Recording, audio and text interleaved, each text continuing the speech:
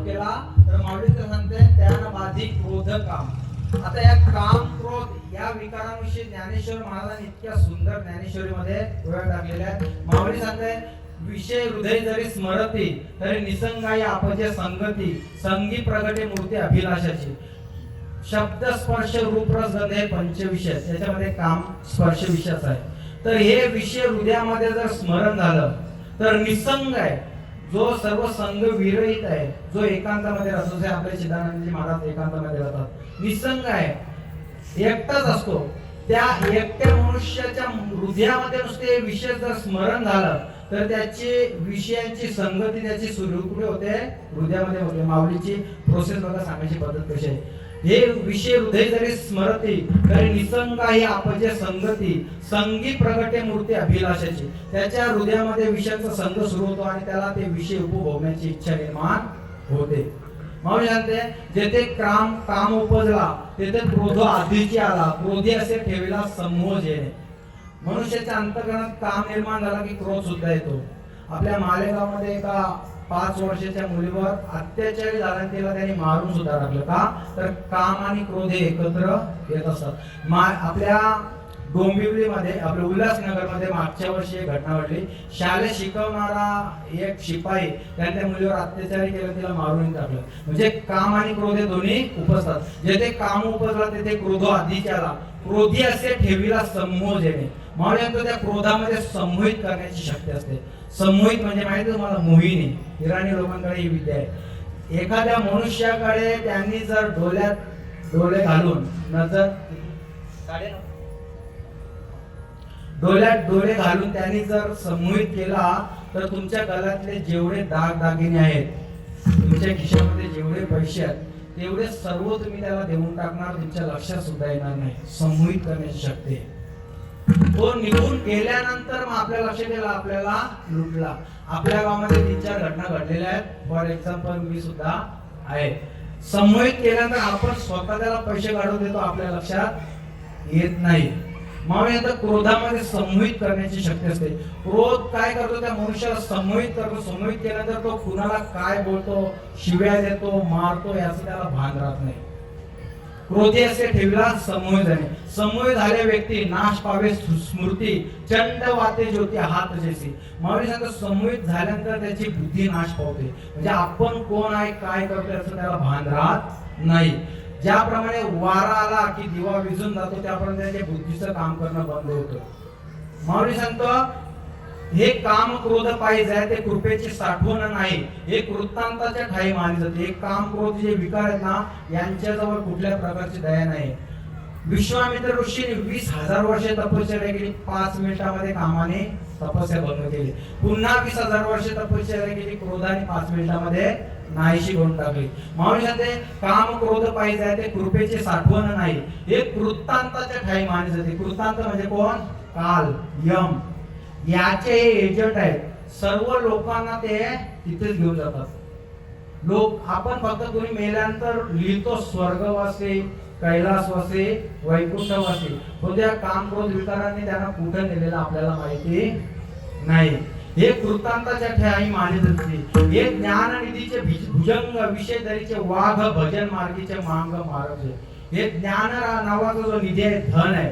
पहिले आपण म्हणायचो नाही का, धनाच्या जवळ सापांचा विळखा असतो, त्याप्रमाणे ज्ञान नावाच्या धनाजवळ हे सापांसारखे विळखा घालून असतात.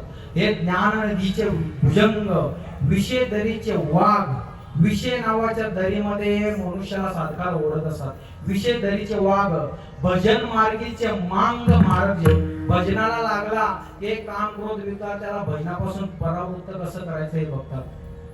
भजन मार्गीचे मांग मार्ग हे शस्त्रे विन साधिती दोरे विन बांधिती ज्ञानियांसी तरी वधिती पैज घेऊन. माऊली काय म्हणतो, शस्त्राशिवाय साधतात. म्हणजे एखादा मनुष्य मारतो याचा अर्थ काम क्रोधाकडे कुठलं शस्त्र आहे का नाही, परंतु त्या क्रोधाने त्याला मारून टाकला. हे शस्त्रे विन साधिती दोरे विन बांधिती म्हणजे काय, जर आताच्या भाषेमध्ये त्याला एक शब्द आहे ब्लॅकमेल. आले लक्षात, माऊलीची शब्द बघा, ब्लॅकमेल. एखाद्या मनुष्याने अपकृत्य वाईट कृत्य केलं आणि एखाद्याने जर बघितलं तर तो त्याला सांगतो की हा कृत्य तुला मी तुम्हाला जगाला दाखवेन, मला एवढे पैसे दे. मग तो त्याच्या अधीन होतो, तो सांगेल तसा ऐकतो. म्हणजे दोरेविना बांधिती, ज्ञानियांची तरी वधी ती पैज घेऊन. ज्ञानी लोकांना ते पैज घेऊन त्यांचा वध करतात. विठ्ठल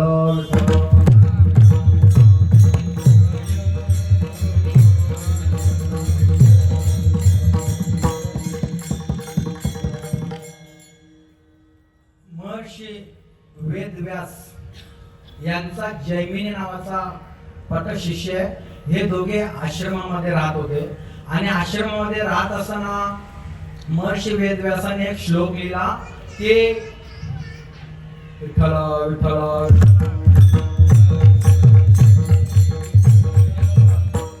बलवान इंद्रिय ग्रामो विद्वान समपई कर्षती. या शरीरातले जे इंद्रिय आहेत हे बलवान आहेत, म्हणून विद्वान मनुष्याने सुद्धा यांच्यापासून सावध राहायचं, दूर राहायचंय. ब्रह्मचारी मनुष्य असेल, एखादा संन्यासी असेल, तर अशांनी स्त्रिया काष्टाच्या असो, लोखंडाच्या असो, चित्राच्या असो किंवा प्रत्यक्षात असो यांच्यापासून दूर राहायचं. का तर हे इंद्रिय फार ताकदवान आहेत, हे कधी फसवतील सांगता येत नाही. जैमिनी म्हटलं, गुरुजी जो विद्वान मनुष्य त्याला पाप पुण्य समजतं, चांगलं काय वाईट काय समजतं, योग्य काय अयोग्य काय समजतं, त्याला घाबरायची काय गरज आहे विद्वान मनुष्याला. तुम्ही हे श्लोक पुसून टाका. महर्षी वेदव्यासाने सांगितलं की मी हा श्लोक पुसून टाकेन, परंतु मला तीर्थयात्रेला निघून जायचं आहे, तोपर्यंत या आश्रमाची जिम्मेदारी तुझ्याकडे देतो. आणि महर्षी वेदव्यास तिथून निघून गेले. 2-3 दिवसानंतर काय झालेलं आहे की महर्षी वेदव्यास एका अतिशय सुंदर स्त्रीचा रूप धारण करून तिथे जैमिनीच्या आश्रमामध्ये आले. आश्रमामध्ये आल्यानंतर संध्याकाळची वेळ होती, रिमझिम अशा प्रकारचा पाऊस पडत होता. आणि पाऊस पडत असताना त्याने दरवाजावर अशा प्रकारचा फटका मारला. त्यावेळेला जैमिनी दार उघडलं, तर दार उघडलं तर बघितलं एक सुंदर स्त्री अशा प्रकारची उभी आहे. म्हटलं तुम्ही कशासाठी आलेला? म्हटलं मी या वनामध्ये जात असताना अंधार झालेले, आता या वनामध्ये मी कुठे जाऊ, तुम्ही मला तुमच्या आश्रमामध्ये जागा द्या. त्यावेळेला जैमिनी म्हटलं की हा आश्रम ब्रह्मचारी लोकांचा आहे, तुम्हाला इथे राहता येणार नाही, तुम्ही निघून जा. आणि आमचे गुरु सुद्धा इथे नाहीत, त्यांना विचारलं असेल तुम्हाला ठेवण्यासाठी गुरु सुद्धा नाही, तुम्ही निघून जा. तिने म्हटलं मी आपला स्त्री कुठे जाणार, तुम्ही मला आजच्या दिवशी याच्यामध्ये राहण्याची परवानगी द्या. त्यांनी सांगितलं की मी तुम्हाला परवानगी देऊ शकत नाही. तिने म्हटलं मी अबला आहे, मी तुम्हाला शरण आलेले आहे, माझं रक्षण करणं तुमचं कर्तव्य आहे. आणि म्हणून मग जैमिनी सांगितलं ठीक आहे, समोरचा जो आश्रम आहे त्याच्यामध्ये तुम्ही जाऊन राहा, आणि त्याच्यामध्ये गेल्यानंतर आतमधून दरवाजा लावून घ्या, कुणी आला तरी दरवाजा उघडायचा नाही, मी स्वतः आलो तरी दरवाजा उघडायचा नाही, असं म्हटलं. ती समोरच्या आश्रमामध्ये निघून गेली. आणि जैमिनी आपल्या आश्रमात दरवाजा लावून साधना करत बसत असताना ती स्त्री त्याला डोळ्यासमोर दिसायला लागली. त्याने विचार केला त्या स्त्रीला तू कुठून आलेलेस, कशी आलेलेस, का आलेलेस, मी विचारलंच नाही. त्याच्या मनामध्ये कामना निर्माण झाली आणि त्याने जाऊन दरवाजा ठोकायला सुरुवात केली. म्हटलं दरवाजा उघडा. तिने म्हटलं मी दरवाजा उघडणार नाही, मला ऋषीने सांगितले दरवाजा उघडायचा नाही. हा म्हणायला लागला ज्याने सांगितलं तो मीच आहे, दरवाजा उघड. तरी तिने दरवाजा उघडला आणि आत वरून गेला आणि खाली उडी मारली आणि म्हटलं तुमचा स्वरूप बघून माझ्या अंतःकरणात तुमच्याशी विवाह करण्याची इच्छा निर्माण झालेली आहे. तिने म्हटलं तुम्ही साधू पुरुष आहात, तुमच्याशी लग्न करायला मला हरकत नाही, परंतु आमच्या कुलामध्ये एक नियम आहे की आग्नेला 5 परिक्रमा करायच्या पत्नीला पाठीवर घेऊन. यांनी सांगितलं की 5 काय 50 करायला तयार आहे. आणि पाठीवर घेतली आणि प्रदक्षिणा करायला सुरुवात केली. एक प्रदक्षिणा केली, दुसरी प्रदक्षिणा केली, तिसरी प्रदक्षिणा केल्यानंतर 4थ्या प्रदक्षिणेला त्याला ती वजनदार लागायला लागली. दाढी अशी अंगाला लागायला लागली. त्याने मागे वळून बघितलं आपले गुरुजी.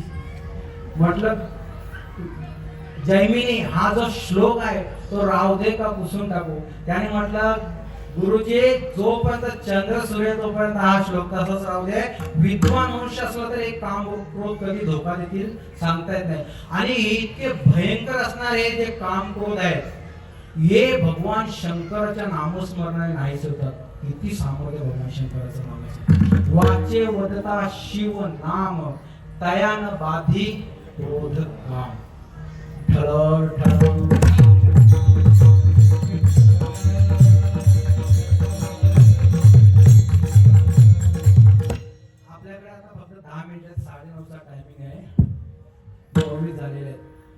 काय सांगतात एकनाथ महाराज, वाच्य वदता शिव नाम तयान बाधी क्रोध काम हे भयंकर विकार जे प्रत्येक मनुष्याला नरकाला पोहोचवणार आहे, हे नाही होतात नामस्मरण करणारे, भगवान शंकराचं नामस्मरण करणारे.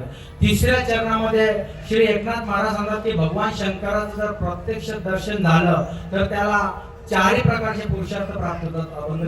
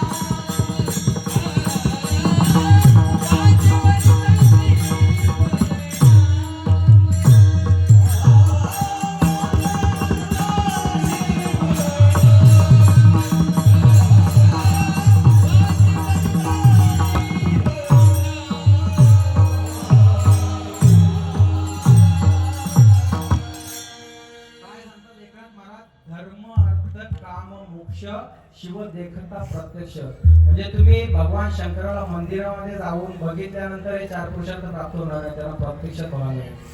आता प्रत्यक्षात कुणाला दर्शन झालं, आपण मागे उपमन्यूचं उदाहरण ऐकलं, अशा अनेकांना दर्शन झालं, परंतु या लाईव्ह जगामधला कलियुगामधला कुणाला दर्शन झाले का? तर ते सुद्धा सांगतो की उत्तर प्रदेशामध्ये कानपूर जिल्ह्यामध्ये एक आखरी नावाचं गाव आहे. त्या आखरी गावामध्ये अनिरुद्ध पांडे नावाचा एक 16 वर्षाचा मुलगा साधना करत असताना मागच्या जन्माचं त्याचं काहीतरी पुण्य असेल, माऊलीची एक ओवी आहे, तैसी दशेची वाट न पाहता वयसेच्या गावानं येता बालपणीचं सर्वज्ञता वरीत येते. अमुक वय झाल्यानंतर तो ज्ञान प्राप्त होईल किंवा अमुक दशा प्राप्त झाल्यानंतर तो ज्ञान प्राप्त होईल असं नाही, बालपणीच तो ज्ञानी होतो. तर तो मुलगा बालपणीच ज्ञानी होता, त्याच्या अंतःकरणात भगवंताच्या विषयात अतिशय दृढ श्रद्धा होती. एक दिवशी तो 9वी मध्ये शिकत असताना अचानक घरातून पळून गेल्यानंतर घरातली माणसं सर्व त्याला शोधायला लागली. सर्वांनी शोध घ्यायला सुरुवात केला तर तो गंगेच्या किनाऱ्यावर काशीमध्ये त्या लोकांना सापडल्यानंतर त्या सर्व लोकांनी त्याला सांगितलं की अनिरुद्ध घरीच आहे. त्याने सांगितलं मी घरी येणार नाही. मग त्यांच्या गावातले लोक आले, त्याच्यानंतर त्यांनी कुणाचं ऐकलं नाही. मग त्यांचे वडील थोडे कडक होते, ते सुद्धा साधक होते, फार मोठे. त्याने आता म्हटलं अनिरुद्ध घरी चल. त्याने सांगितलं मी घरी येणार नाही. त्यावेळेला त्याने म्हटलं की तुझी काय इच्छा आहे? म्हटलं मला संन्यास घ्यायचा आहे, साधना करायची, भगवान शंकराची साधना करायची, मला संन्यास घ्यायचा आहे. वडिलांनी सांगितलं मला एक वचन दे, आयुष्यामध्ये मरेपर्यंत कनक आणि कांतेला जर स्पर्श करत नसशील तर मी तुला परवानगी देतो. त्याने सांगितलं मी मरेपर्यंत कनक म्हणजे धन आणि कांता म्हणजे पत्नी यांचा स्वीकार करणार नाही. वडिलांनी आनंदामध्ये त्याला परमिशन दिली आणि मग तो गंगेच्या किनाऱ्यावर साधना करायला लागला. साधना करत असताना त्याची अशी साधना असायची की 2-2 दिवस 4-4 दिवस त्याला अन्न नाही मिळालं तरी तो दुःखी व्हायचा नाही. माऊलीचे हे उभे सुखी संतोषाने यावे, दुःखी विषादाना भजावे, लाभा लाभ धरावे मना माझी, सुख दुःखे समेत कृत्वा लाभा लाभो जय. म्हणजे अन्न मिळालं तरी आनंदित, नाही मिळालं तरी आनंदित. तर त्याच्या अंतःकरणात रोज असं वाटायचं की आज भगवान भोलेनाथ मला प्रत्यक्षात दिसतील, आज नक्की दिसतील. दिवस निघून जायचा, दिसत नव्हते. रात्री त्याला असं वाटायचं आज नक्की भगवान भोलेनाथ मला दिसतील. रात्र निघून जायची त्याला भगवान भोलेनाथ दिसत नसेल. दुसऱ्या दिवशी तिसऱ्या दिवशी असं रोजच्यावर त्याला वाटत आज नक्कीच भगवान भोलेनाथ मला दिसतील, तरी सुद्धा देव दिसत नव्हतं. एक दिवशी त्याच्या अंतःकरणामध्ये सकाळी उठल्या उठल्या अतिशय आनंद झाला. तुकोबाराचा अभंग आहे, कंठी प्रेम दाटे नैनी नीर लोटे हृदय प्रगटे राम रूप. कंठामध्ये प्रेम दाटून आलेले आहे, डोळ्यातून अश्रुधारा निघायला लागलेल्या आहेत. डावा डोळा लावे उजवी सुरत असे बाहे, अशी त्याची स्थिती व्हायला लागली. त्याला असं वाटलं आज मला भगवान भोलेनाथ दिसतील. आणि दुपारचे 12 वाजलेले असताना त्याला प्रत्यक्षात भगवान शंकरांनी त्याला समोर दर्शन दिलं. कर्पूर गौरम, पांढरे शुभ्र कर्पूर कापूर जसा असतो तशा प्रकारचा शुद्ध भगवान शंकर. गल्यामध्ये मुंडमाला, त्याच्या गल्यामध्ये सापांचे अशा प्रकारचे माला, कमरेला साप लावलेले, गजचर्म परिधान केलेला, भस्म लावलेला असा भगवान भोलेनाथ प्रत्यक्ष त्याला दिसला. त्याने प्रत्यक्षात भगवान भोलेनाथाचं दर्शन घेतलं आणि त्यांना साष्टांग दंडवत घातला. काही वेळानंतर त्याच्याशी काही न बोलता भोलेनाथ निघून गेले. आणि त्याच्यानंतर मग भोलेनाथाने त्याला दृष्टांत दाखवला की तुम्ही इथून आता वृंदावनमध्ये जा आणि साधना करा. त्यांचं नाव प्रेमानंद महाराज. विठ्ठल विठ्ठल.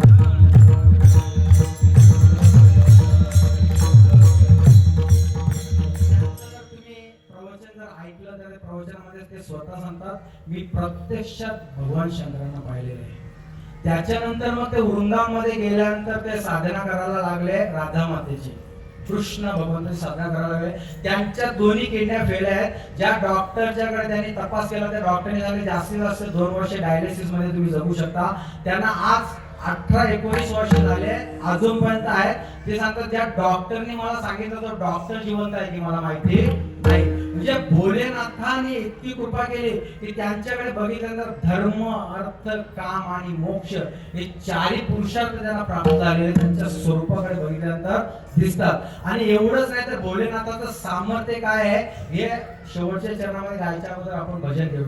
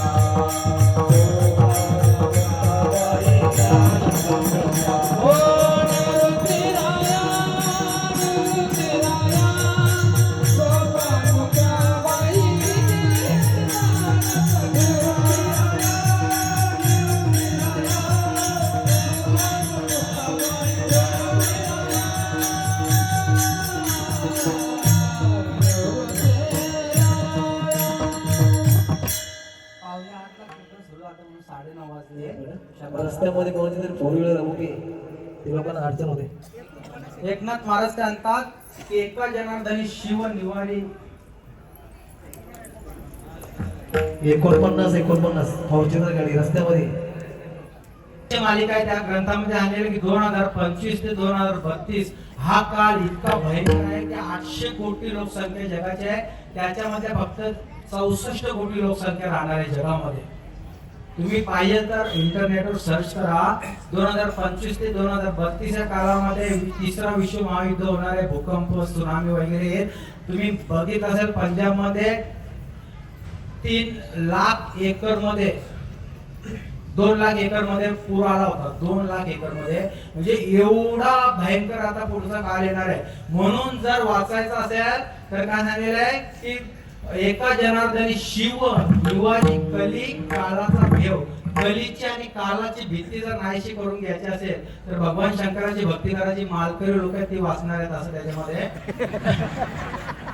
सांगितलेलं आहे त्याचे मला जी मालकरी आहे त्याने माल घालून घ्या की बघा याच्या पुढचा काल म्हणजे तुम्हाला पाहिजे इंटरनेटवर सर्च करा महाराज आलेले चिदानंद महाराज सरस्वती तर जी मालकरी लोक आहेत तीच वाचणार आहेत असं त्याच्यामध्ये सांगितलेलं आहे तुम्ही आता सर्च करून घ्या म्हणजे जे भगवत शरणागत आहेत मालकरी म्हणजे भगवत शरणागत आहेत ती लोक वाचणार आहेत तर भगवान शंकराची भक्ती कली आणि काळाचा भीती नाहीसा करतो असं काहीच चिंतन या अभंगाद्वारे मी करण्याचा प्रयत्न केलेला आहे वास्तविक पाहता मी जास्त कीर्तन करायला वर्षातून 1 ते 2 कीर्तन करतो आणि वारीमध्ये करतो परंतु विद्याधर दादाची जी साधना बघितली आणि त्याचा आग्रह बघितला असं मला वाटलं की त्याच्या रूपाने भगवान भोलेनाथच मला सांगत आहेत आणि त्याच्या शब्दाला मी मान दिला अतिशय कठोर साधना केली त्या मनुष्याने त्याने ज्यावेळेस 16 सोमवार व्रत केलं त्यावेळेला किती संकट आले त्याचे त्याला माहिती आहे त्याच्या मावशीचा मुलगा सुद्धा या 16 सोमवारच्या व्रतामध्ये वारला तरी सुद्धा त्यांनी तो दृढ संकल्प दृढ विश्वासाने तो संकल्प पूर्ण केलेला आहे आणि भव्य दिव्य अशा प्रकारचा शिवकथा सुद्धा त्यांनी केलेला आहे त्याच्यामुळे या अभंगावर जसं जमलं त्याचा बोलण्याचा प्रयत्न केला न्यून्य ते पुरते अधिक ते सरते करून घ्यावे तुमचे विरवित असे ना तरी बालक बोबडा बोली वाकुडा विचुका पावली ते चोच करून मावली रिशी जेवी जैसा स्वभाव माय बापाचा अपत्य बोले जरी बोबडी वाचा तरी अधिकची त्याचा संतोष होते ज्ञानेश्वर